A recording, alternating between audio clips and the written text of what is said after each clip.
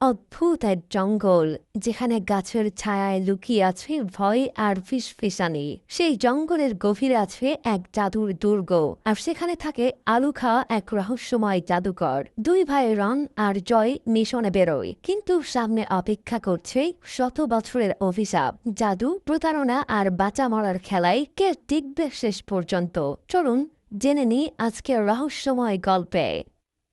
গল্পের শুরুতে একটা ঘন জঙ্গলে একটা অনেক পুরনো কেল্লা দেখা যায়, আর এই কেল্লায় বাস করে সাইমন নামে একজন জাদুকর। সে সারাদিন ধরে তার আজব সব জাদু প্র্যাকটিস করে, কিন্তু তার আসল উদ্দেশ্য কি সেটা কেউ জানে না। সেই জঙ্গলের একটু দূরে একটা বৃদ্ধা মহিলার ঘর দেখা যায়। সে তার আঙিনায় বসে একটা পুরনো মেশিন ঘোরাচ্ছিল। প্রাচীরের উপাস থেকে জন নামে এক ডাকাত সেটা দেখে ফেলে। একটা বন্দুক হাতে তার সামনে এসে তার কাছ থেকে কফি মেশিনটা ছিনিয়ে নিয়ে যায়, আর তাকে চিৎকার করতে নিষেধ করে। এরপর একটা ফার্ম হাউস দেখানো হয়। এখানে এই লাল টুপিওয়ালা ছেলেটার নাম রন, আর কালো টুপিওয়ালা ছেলেটার নাম জন। এরা দুইজন এই বৃদ্ধার নাতি। তারা মাঝে মাঝে এখানে খেলতে আসে। খেলা শেষে তারা তাদের কাঠের গাড়িতে করে বাড়ির দিকে যাচ্ছিল। তখন মাইকেল নামে এক পুলিশ জনের ছবি একটা পিলারে আটকানোর জন্য ময়ের উপরে উঠছিল, কিন্তু অসাবধানতাবশত রন আর জয়ের গাড়িটা পুলিশের মইতে ধাক্কা লেগে পুলিশ পড়ে যায়। তাই পুলিশ রেগে তাদের পিছু নিতে থাকে। এদিকে রন আর জয় বাড়ি ফিরে দেখে তাদের দাদি বাগানে অজ্ঞান হয়ে পড়ে আছে। এটা দেখে তারা খুবই ভয় পেয়ে যায়। তার দাদিকে ঘরের ভেতরে নিয়ে যায়। তখন মাইকেলও সেখানে উপস্থিত হয়। মাইকেল বলে এসব কি করে হলো, কিন্তু রন আর জয় কিছুই বলতে পারে না। হঠাৎ তাদের দাদির জ্ঞান ফিরে মাইকেলকে দেখে বলে, আমার সব শেষ হয়ে গেছে। তারপর সব খুলে বলে, আর পুলিশকে তার কফি মেশিন উদ্ধার করে এনে দিতে বলে। পুলিশ বলে, আমি যথাসাধ্য চেষ্টা করব, কিন্তু এর জন্য আপনাকে একটা লিখিত অভিযোগ জানাতে হবে। এদিকে জন সেই কফি মেশিনটা নিয়ে পুরনো কেল্লার সামনে এসে উপস্থিত হয়। তাকে দেখে জাদুকর কেল্লার দরজা খুলে দেয়। জন বলে, আমি আজ আপনার জন্য খুব সুন্দর একটা জিনিস এনেছি, এর বিনিময় আপনি আমাকে কি দিবেন? জাদুকর তখন তার সামনে পাউডারের ব্যাগ হাজির করে। জন বলে, আপনি তো জানেন আমার ঘন ঘন সর্দি লাগে, তাই এই পাউডার আমার খুবই দরকার। কিন্তু জন সেটা ধরার আগেই জাদুকর সেখান থেকে হাওয়া করে দেয়। জন এবার তার ঝুলি থেকে সেই বৃদ্ধার কফি মেশিনটা বের করে। এটা দেখে জাদুকর তার জাদু দিয়ে ওরকম আরো অনেক কফি মেশিন বানিয়ে দেয়, আর বলে, এই পাউডার নিতে হলে তোমাকে এর থেকে আরো ভালো কিছু দিতে হবে। জন বলে, আপনি বলুন আপনার কি চাই?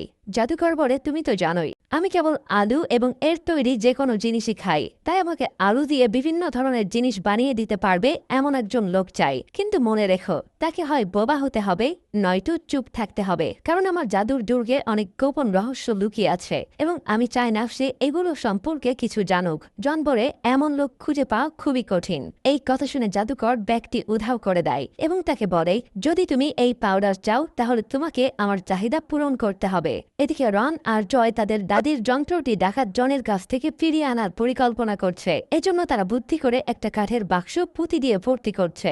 লাল টুপি পরা ছেলেটা মানে রন জয়কে বলে, এই বাক্সটায় অনেক সোনা আছে। এইভাবে ডাকাত জন যখন বাক্সটা তার গোপন আস্তানায় নিয়ে যাবে, তখন আমরা আস্তে করে ছিদ্রটা আলগা করে দিব। এতে বাক্স থেকে পুঁতি পড়তে পড়তে যাবে। তখন আমরা সেই পড়ে থাকা পুঁতি অনুসরণ করে তার গোপন আস্তানায় গিয়ে সেখান থেকে আমাদের যন্ত্রটি উদ্ধার করব। জয় তখন বলে, তাহলে তুমি বাক্সে এটা লিখলে কেন? সাবধান, ভেতরে সোনা আছে। রন বলে, যাতে জন সোনা ভেবে এটা নিজের আস্তানায় নিয়ে যায়। এজন্য একটু পরে জঙ্গলের মধ্যে জনকে দেখা যায়। জাদুকরের ইচ্ছা পূরণের জন্য সে কোথায় একজন চাকর খুঁজে পাবে এটা নিয়ে সে খুব চিন্তিত ছিল। সেই সময় রন আর জয়ের পরিকল্পনা অনুসারে তারা দুই ভাই তাদের কাঠের গাড়িতে বাক্সটি বোঝাই করে সেই জঙ্গলে আসে। তাদের কণ্ঠস্বর শুনে আগে থেকে জঙ্গলে থাকা জন তাদের দুজনকে দূরবীনের মাধ্যমে বাক্সটি আনতে দেখে। এটা দেখে তো জন মহা খুশি। সেভাবে এই বাক্সে লেখা আছে, এখানে সোনা আছে, যদি আমি এটা পাই তাহলে আমি আরামায়েসে বাকি জীবনটা কাটিয়ে দিতে পারবো। জন এবার তাদের সামনে এসে বন্দুক দিয়ে উপরে ফায়ার করলে তারা দুই ভাই পালিয়ে যাওয়ার ভান করে বাক্স রেখে লুকিয়ে থাকেন। এদিকে ডাকাত জন বাক্সের ভেতরে সোনা আছে কিনা সেটা দেখার জন্য বাক্সটি খোলার চেষ্টা করে, কিন্তু সেই বাক্সটি খুলতে না পেরে সেটা ঘাড়ে করে তার আস্তানায় নিয়ে যায়। জন যখন বাক্সটা তার আড্ডায় নিয়ে যাচ্ছিল, তখন রন চুপি চুপি গিয়ে বাক্সের ছিদ্রটা আলগা করে দেয়। এতে বাক্স থেকে পুঁতি পড়তে থাকে, কিন্তু জন বুঝতেই পারে না। জন বাক্সটা তার আস্তানায় নিয়ে খুলে দেখে সেটার মধ্যে কিছু পুঁতি ছাড়া আর কিছুই নেই। এটা দেখে সে খুবই অবাক হয়ে যায়। সে তার বাবার ছবির দিকে তাকিয়ে বলে, এসব কি হচ্ছে আমার সাথে? কিন্তু একটু পরে জন খেয়াল করে দেখে বাক্সের ভেতরে ছোট একটা ছিদ্র। এটা দেখে জনের আর বুঝতে বাকি থাকে না যে তাকে বোকা বানানো হয়েছে। এজন্য সে বিষয়টি আরো ভালো করে বোঝার জন্য সে তার আস্তানা থেকে বেরিয়ে এসে কিছু দূর হেঁটে যাওয়ার পর সে কিছু পুঁতি নিয়ে অন্য আরেকটা পথে ফেলে রাখে। কিছুক্ষণ পর তারা দুই ভাই রাস্তায় পড়ে থাকা পুঁতি অনুসরণ করে এগিয়ে যায়, কিন্তু কিছু দূর যাওয়ার পর তারা আলাদা আলাদা রাস্তা দেখে কনফিউজ হয়ে যায়। তারা কোন পথে যাবে বুঝতে পারে না, কারণ জন তো দুইটা রাস্তায় পুঁতি ফেলে রেখেছে। এতে তাদের দুজনকেই দ্বিধাগ্রস্ত করে ফেলে। জন বলে, তুই এক রাস্তায় যা, আমি অন্যদিকে যাব। জন বলে, যদি আমরা ধরা পড়ি? রন বলে, তাহলে তুই আমার লাল টুপি পর আর আমি তোর কালো টুপি পরি। টুপি অদল বদল করার পর তারা দুজন দুই রাস্তায় চলে যায়। যাই হোক, জয় যে রাস্তায় যায়, জন সেই রাস্তায় তাকে ধরার জন্য আগে থেকে ফাঁদ পেতে বসে থাকে। জন তাকে দেখতে পেয়ে তাকে ভয় দেখানোর জন্য বন্দুক থেকে কালার পাউডার ফায়ার করে তাকে ধরে ফেলে, আর তারপর তাকে একটি গুহার ভিতরে নিয়ে বেঁধে রাখে। এদিকে রন সেই চিহ্ন অনুসরণ করে হেঁটে যাচ্ছিল, তখন জনের আগে থেকে পেতে রাখা ফাঁদে আটকা পড়ে এবং উল্টো করে ঝুলে থাকে। জন তার গুহায় এই দড়ির সাথে 1 ঘন্টা আটকে রেখেছে, তাই বুঝতে পারে রন তার ফাঁদে আটকা পড়েছে। তাই সে জয়কে বলে, অবশেষে তোমার ভাইও আমার ফাঁদে আটকা পড়েছে, যাই ওকে নিয়ে আসি। জন তার কাছে গিয়ে তাকে একটা বস্তায় ভরে তার গুহার ভেতরে নিয়ে আসে। তারা দুই ভাই খুব ভয় পেয়েছিল। তখন জন তাদের বলে, লাল টুপি পরা তোমার নাম রন আর কালো টুপি পরা তোমার নাম জয়, তাই না? তখন তারা দুজনেই সম্মতিতে মাথা নাড়ে, কিন্তু তারা যে নিজেদের মধ্যে টুপি পাল্টে নিয়েছে সেটা জনকে বলে না। দুজনকে চুপ করে থাকতে দেখে জনের মাথায় একটা আইডিয়া আসে। এদিকে জাদুকর তার কেল্লায় একা বসে আলুর খোসা ছাড়াতে ছাড়াতে ক্লান্ত হয়ে পড়ছে। তখন জন তার প্রাসাদের বাইরে এসে গেট খুলে ভেতরে আসে এবং বলে, এই ছেলেটার নাম জয়, সে তোমার জন্য একজন ভালো চাকরের কাজ করতে পারবে। তাহলে এর বিনিময়ে কি তুমি আমাকে 1 ব্যাগ পাউডার দিবে? জাদুকর রনকে জিজ্ঞাসা করে, তুমি কি আলুর খোসা ছাড়াতে পারো? রন বলে, হ্যাঁ। এদিকে রন আর জয়কে খুঁজতে খুঁজতে তার দাদি জঙ্গলে চলে আসে। সেখানে সে তার নাতিদের সেই গাড়িটা দেখতে পায়। এটা দেখে সে খুবই চিন্তিত হয়ে পড়ে, তাই সে সেখান থেকে দৌড়ে থানায় মাইকেলের কাছে যায়। সে তাকে তার 2 নাতি নিখোঁজ হওয়ার কথা বলে। মাইকেল বৃদ্ধা মহিলাকে জিজ্ঞাসা করে, তোমার কাছে কি বাচ্চাদের নিখোঁজ হওয়ার কোনো প্রমাণ আছে? বৃদ্ধা তখন তার নাতিদের গাড়ির কাছে খুঁজে পাওয়া জয়ের টুপির পালক এবং রনের রুমাল দেখায়। পরের দৃশ্যে দেখা যাচ্ছে রন আলুর খোসা ছাড়াচ্ছে এবং জাদুকর আলু রান্না করছে। রন খেয়াল করে দেয়ালের দিকে চোখ তার দিকে তাকিয়ে আছে। রন তখন সেই চোখকে হাত দিয়ে ইশারা করে। এটা বুঝতে পেরে জাদুকর রনকে ধমক দেয়, কারণ দুর্গের সমস্ত চোখ সিসিটিভি ক্যামেরার মতো, আর এর মাধ্যমে সে প্রাসাদের ভেতরে এবং বাইরে সবকিছু দেখতে পেত। এদিকে জন ডাকাত জয়কে দিয়ে তার জুতা পরিষ্কার করাচ্ছিল।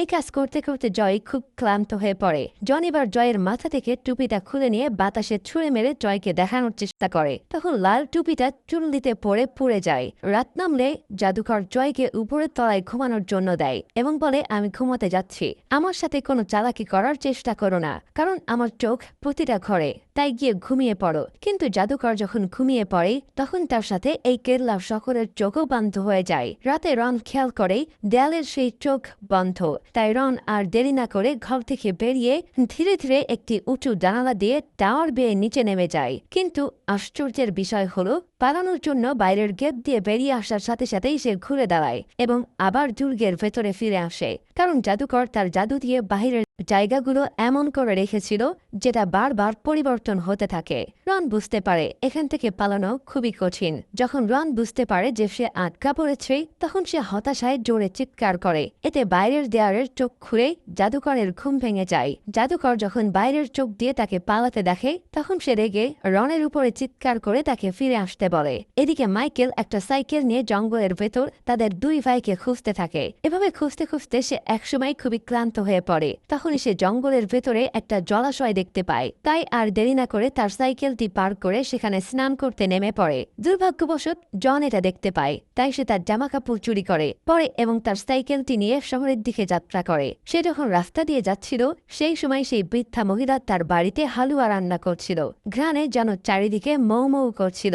এই ঘ্রাণে জন আর নিজেকে ধরে রাখতে পারে না, তাই সে তার রান্নাঘরে ঢুকে পড়ে। বৃদ্ধা মহিলার দৃষ্টিশক্তি কম ছিল, তাই জনের ইউনিফর্ম দেখে সে মনে করে এটি পুলিশ অফিসার মাইকেল। এই ভুল ধারণার বশে সে তাকে খেতে আমন্ত্রণ জানায় এবং তারপর তাকে তার নাতিদের কোনো খোঁজ খবর পেয়েছে কিনা সেই বিষয়ে জিজ্ঞেস করে। জন তখন বুঝতে পারে বৃদ্ধা মহিলা চোখে কম দেখে, তাই জনের পোশাক দেখে সে মনে করে যে সে পুলিশ মাইকেল। কিন্তু ওই বৃদ্ধা মহিলার তৈরি খাবার তার খুব পছন্দ হয়, তাই সেভাবেই যদি আমি তাকে এখান থেকে অপহরণ করে আমার আস্তানায় নিয়ে যাই তাহলে সে প্রতিদিন আমাকে হালুয়া বানিয়ে দেবে। তাকে অপহরণ করার জন্য জন তাকে বলে, তুমি যদি আমার সাথে আমার সাইকেলে যাও তাহলে আমি তোমাকে তোমার নাতিদের কাছে নিয়ে যেতে পারি। এই কথা শুনে বৃদ্ধা মহিলা খুবই আনন্দিত হয় এবং তার সাইকেলের পেছনে উঠে বসে। কিন্তু যখন জন তাকে বনের দিকে নিয়ে যেতে শুরু করে তখন বৃদ্ধা মহিলার সন্দেহ হয়, তাই সে সাইকেল থামানোর চেষ্টা করে, কিন্তু শয়তান জন কিছুতেই তার সাইকেল থামায় না। এভাবে সে বৃদ্ধা মহিলাকে ধরে তার আস্তানায় নিয়ে যায়। সেখানে গিয়ে জয়ের সাথে দেখা করে বৃদ্ধা মহিলা অত্যন্ত আনন্দিত হয়। এদিকে মাইকেল তার পোশাক হারিয়ে ফেলার পর কিছু লতাপাতা গায়ে জড়িয়ে থানায় যায়, কিন্তু সেখানে থাকা পুলিশ কনস্টেবল প্রথমে তাকে চিনতে পারে না। মাইকেল তার পরিচয় দিলে থানায় আর অন্য ইউনিফর্ম না থাকায় কনস্টেবল তার নিজের ইউনিফর্ম খুলে দেয়। মাইকেল ইউনিফর্ম পরে নেয়। এদিকে জন জানালা দিয়ে থানায় একটি চিঠি ছুঁড়ে মারে। মাইকেল চিঠি পড়ে কনস্টেবলকে বলে এটা ওই ডাকাতের চিঠি। ও লিখেছে ওই বৃদ্ধা মহিলা এবং তার নাতিরা তার হেফাজতে রয়েছে এবং তাদের মুক্তির বিনিময়ে সে ৫,০০০ স্বর্ণমুদ্রা চায়।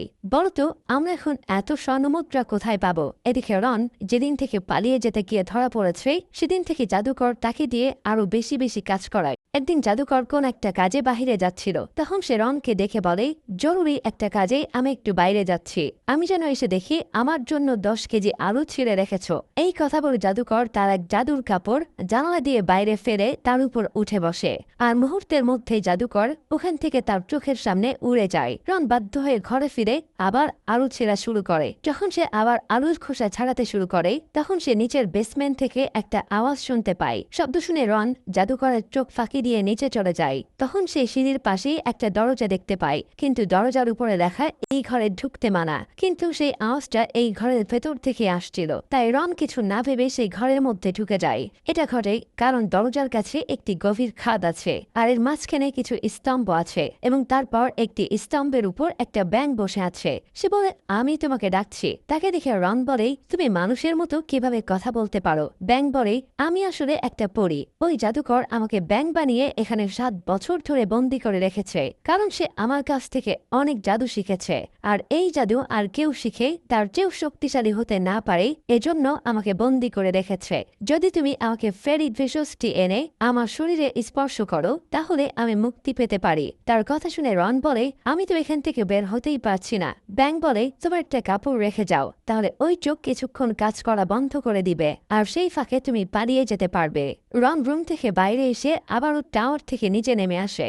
ব্যাঙের কথা মতো তার একটা টুপি রেখে দেয়, এতে দেয়ারের চোখ কিছুক্ষণ কাজ করা বন্ধ করে দেয় আর সেই ফাঁকে রন জঙ্গলে পালিয়ে যায়। এদিকে জন সেই বৃদ্ধা মহিলার কাছে এসে বলে তুমি এক্ষুনি আমার জন্য হালুয়া তৈরি করো, যেটা তুমি তোমার বাড়িতে বানিয়েছিলে। বৃদ্ধা মহিলা আর উপায় না পেয়ে হালুয়া বানানোর কাজে লেগে পড়ে। মাইকেল শহরের এক মহিলার সাথে দেখা করে যে জাদুর বুলেট দিয়ে যে কাউকে খুঁজে বের করতে পারে। মাইকেল মহিলার কাছে সেই রুমাল দিয়ে বলে রন আর জয়কে খুঁজে দাও। মহিলা রুমালটা হাতে নিয়ে একটা বোলের মধ্যে রনকে দেখায়, এতে রন জঙ্গলের ভেতরে ঘুরে বেড়াচ্ছিল। এদিকে সেই বৃদ্ধা মহিলা হালুয়ার সাথে পেট খারাপ করা এক মাশরুম মিশিয়ে দেয়। জন দেখে বাথরুমে যেতে যেতে তার অবস্থা খারাপ হয়ে যায়। তখন বৃদ্ধা মহিলা আর তার নাতি মিলে জনকে একটা চেয়ারের সাথে বেঁধে ফেলে, এতে জন রেগে গিয়ে তার বন্দুক থেকে উপরের দিকে গুলি করে। রন পুরীর কথা মতো সেই ফেরি জড়িবুটি খুঁজতে ব্যস্ত। তখনই জাদুকর তার কেল্লায় ফিরে আসে। জাদুকর রনকে এদিক ওদিক খুঁজতে থাকে আর ডাকতে থাকে। একটু পরে সে রনের টুপিটা দেখতে পেয়ে বুঝতে পারে রন সত্যি সত্যি পালিয়েছে।